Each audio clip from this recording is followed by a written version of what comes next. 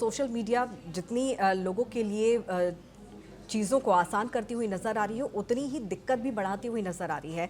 Kiran ji, social media में बहुत आसानी से लोगों को प्लेटफॉर्म मिल गया है, फ्री में प्लेटफॉर्म मिल गया है जहां पर वो अपनी बात करते हैं। साथ ही साथ लोगों के लिए भी आसान ज़रूर किया है यहाँ पर, लेकिन वो प्लेटफॉर्म का कई लोग मिसयूज़ भी कर रहे हैं, अश्लील कंटेंट भी यहाँ पर डाल रहे हैं, मिसगाइड भी लोगों को कर रहे हैं। अपने फॉलोअर्स, पैसा कमाने के चक्कर में कुछ भी आनन फानन चीज़ें यहाँ पर डाली जा रही हैं। लेकिन बच्चों के लिहाज से ऐसा देखा जाए तो सबसे ज़्यादा खतरनाक यहाँ पर हो जाता है, क्योंकि आजकल बच्चे बच्चे के हाथ में मोबाइल है और वो किस तरह का कंटेंट यहाँ पर देख रहा है, इसको लेकर ज़रूर चिंता भी यहाँ पर खड़ी हो रही है।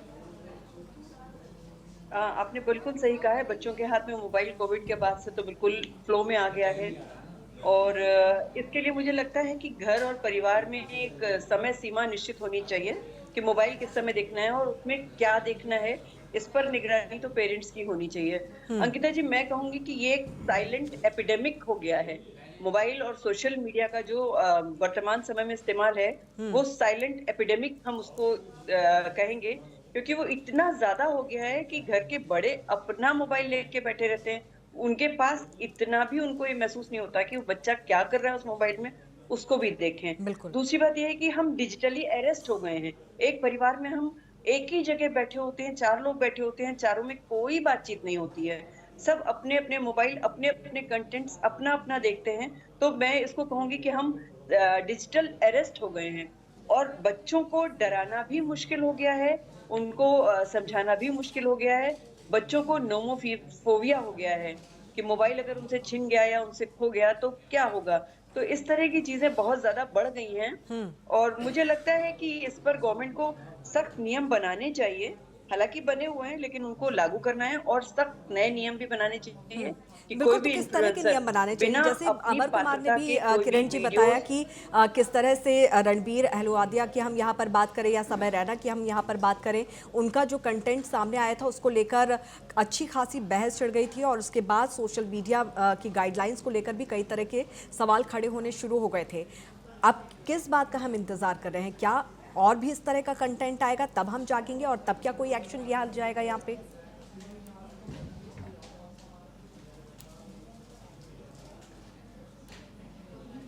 जी किरण जी।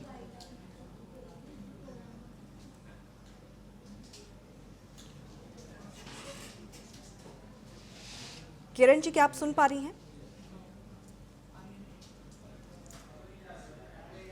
चलिए, किरण जी से हमारा संपर्क नहीं हो पा रहा है, हम उनसे संपर्क करने की कोशिश यहाँ पर करेंगे। लेकिन सोशल मीडिया में किस तरह का कंटेंट डाला जा रहा है उसको लेकर अब बहस एक बार फिर से शुरू होती हुई नजर आ रही है और इसके पीछे कई सारे कारण हैं, कई सारी वजह हैं, क्योंकि सोशल मीडिया में अब फ्री प्लेटफॉर्म लोगों को मिला हुआ है जहाँ पर वो अपनी बातें यहाँ पर रखते हैं, चाहे वो हेल्थ से रिलेटेड कंटेंट बना रहे हो, ब्यूटी से रिलेटेड कंटेंट हो या फिर फाइनेंस से जुड़ी हुई निवेश और इस तरह की तमाम जो कंटेंट है अब लोग यहाँ पर देते हुए नजर आ रहे हैं। लेकिन इस कंटेंट के पीछे सबसे बड़ी वजह यहाँ पर यह है कि उनके ज़्यादा से ज़्यादा फॉलोअर्स बढ़ें और ज़्यादा से ज़्यादा उनकी कमाई हो, और इस वजह से कई बार जो कंटेंट क्रिएटर्स होते हैं वो भ्रम भी फैलाते हुए नजर आते हैं।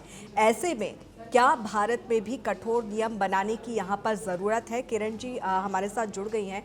किरण जी, जिस तरह से हमने समय रैना की यहाँ पर बात करी, रणबीर अहलुवालिया की यहाँ पर बात करी, तमाम तरह की बहस उस दौरान में हुई थी, लेकिन क्या हम फिर से इंतज़ार कर रहे हैं कि फिर इस तरह का कोई कंटेंट यहाँ पर सामने आए जिससे लोगों की दिक्कतें या परेशानियाँ बढ़ें या हमारी समाज को लेकर भी कई तरह के सवाल यहाँ पर खड़े हो जाएं? ऐसे में क्या कठोर कानून यहाँ पर नहीं बनना चाहिए और किस तरह का बनना चाहिए? अंकिता जी, मुझे लगता है कानून बने हुए हैं। 2000 में कानून आ गए थे और 2021 में जब मोबाइल इजीली और सोशल मीडिया इजीली एक्सेसिबल हो गया, तो इसमें कुछ संशोधन भी किए गए थे और इसका पूरा अधिकार पीआईबी को दे दिया गया था, प्रेस इंफॉर्मेशन ब्यूरो को। जी।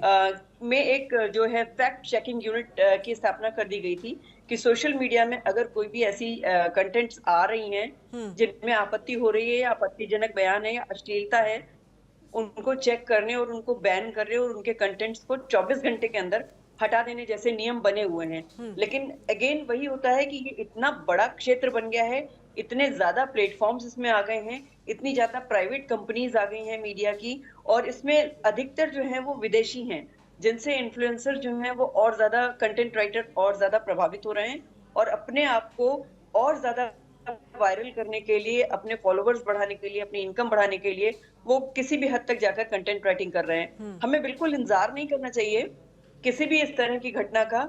चाइना ने बहुत अच्छा किया है और भारत सरकार को भी इस पर विचार करना चाहिए।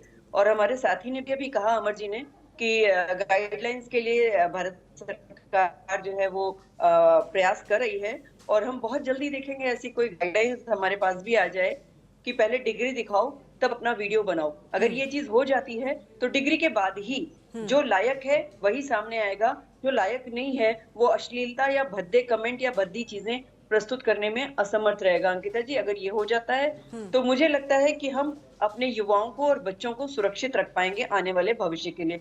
नहीं तो अंधकार में भविष्य है, अंधा फॉलोवर है। मैं आपको कल की घटना बता रही हूँ लखनऊ की।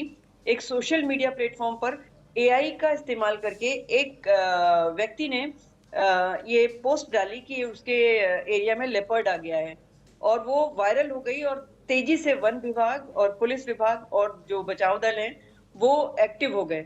और जब वो वहां उस लोकेशन पे पहुंचे तो वहां उन्होंने ऐसी कोई भी चीज उनको नहीं मिली। Now the person is under arrest.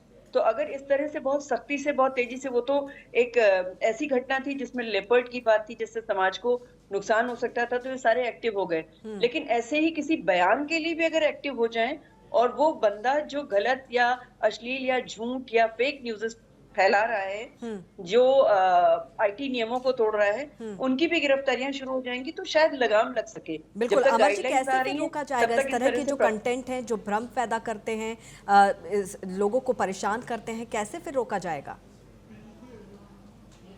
ये बात वही फिर आ जाएगी कि किसी भी चीजों के लिए कानून बना है अपराध को रोकने के लिए, लेकिन कानून का जो उपयोग करना है वो पुलिस महकमे को करना है, लॉ इन्फोर्समेंट एजेंसी को करना है। उसको सख्ती से हर एक जगह निपटना होगा, तभी किसी भी प्रकार का अपराध को रोका जाएगा या रोकथाम की जाएगी। अभी इससे रिलेटेड जो भी कानून है वो बहुत ज्यादा व्यापक नहीं बनाया गया, बहुत इफेक्टिव नहीं बनाया गया। उसका अभी तक का जो मेरा अपना मानना है कि अभी तक का उसका निचोड़ ये है कि डेटरेंट थ्योरी है कि मतलब आपको रोका जाएगा, आपको आगाह किया जाएगा, एक तरह से वार्निंग है? लेकिन इसके लिए स्ट्रिक्ट कदम उठाने की जरूरत है। लॉ को बिल्कुल स्ट्रिक्ट करने की जरूरत है कि इस तरह की कोई भी पोस्ट आती है तो इमीडिएटली आपकी अरेस्टिंग हुई, जैसे बाकी केसेज में होंगे, इन्वेस्टिगेशन होंगे, आपके सोशल मीडिया हैंडल्स को सारे को ब्लॉक कर दिया जाएगा। इसमें सरकार को चाहिए कि यूट्यूब, फेसबुक, इंस्टाग्राम या अदर जितने भी है, व्हाट्सएप, जितने भी सोशल मीडिया प्लेटफॉर्म है, उनके साथ मिल बैठ के अपने गाइडलाइंस को फाइनल बनाए और उसमें उनका कंसेंट भी चाहिए, उनका कोऑपरेशन भी चाहिए, क्योंकि जितने भी सोशल मीडिया से सारे विदेशी हैं तो उसमें उनकी सहमति जरूरत है, क्योंकि अब बहुत सारे कानून बनाएंगे, गाइडलाइंस बनाएंगे जिसमें उनका भी ऑब्जेक्शन आएगा। इसीलिए सुप्रीम कोर्ट ने कहा भी है कि इससे रिलेटेड जितने स्टेक होल्डर्स है सबसे उनसे बातचीत करके उनके कमेंट्स लेके तब जाके बिल्कुल। और लोगों को भी यहाँ पर जिम्मेदार बनना होगा, ये उन्हें अपनी जिम्मेदारी समझनी होगी और तभी इस तरह के जो कंटेंट है उस पर रोक लग पाएगी, लगाम यहाँ पर लग पाएगी। आप सभी का बहुत बहुत शुक्रिया इस चर्चा में शामिल होने के लिए।